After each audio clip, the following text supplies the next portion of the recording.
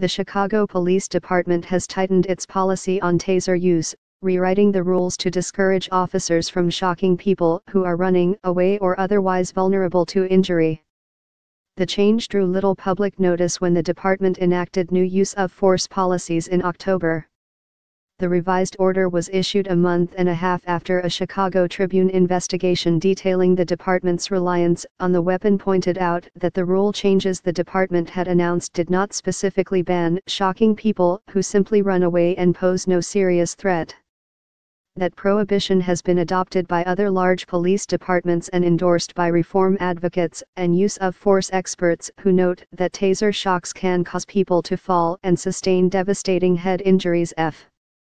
Facing a controversy sparked by officers' use of force, Superintendent Eddie Johnson oversaw a sweeping overhaul of the department's policies and introduced the new rules in May.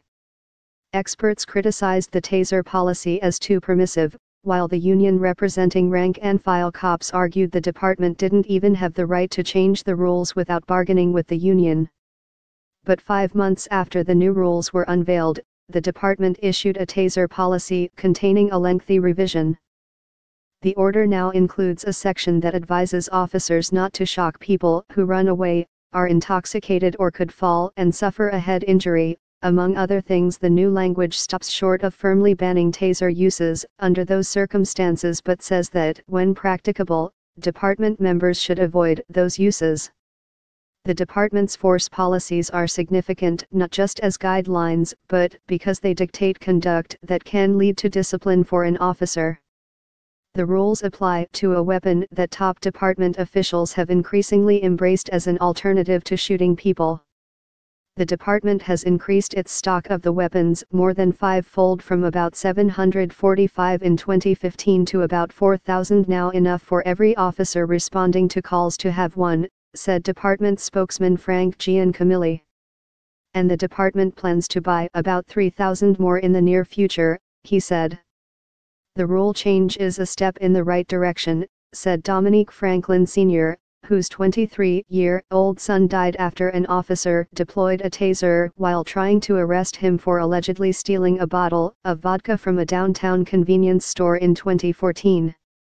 Dominique Franklin Jr. fell and hit his head on a pole, suffering a fatal head injury. His father called the rule revision bittersweet, because it comes more than 3 years after his son died. He said he suspects little will change unless the department's culture also changes and discipline grows more reliable. Too many cops do stuff because they feel they can get away with it, he said. Giancamilli said department officials made several minor changes to the new force rules before they were enacted in October that were based on feedback and questions from officers during the initial training on the new policy. These changes give police officers additional explicit guidance to take into account before force is considered, Giancamilli wrote in an email.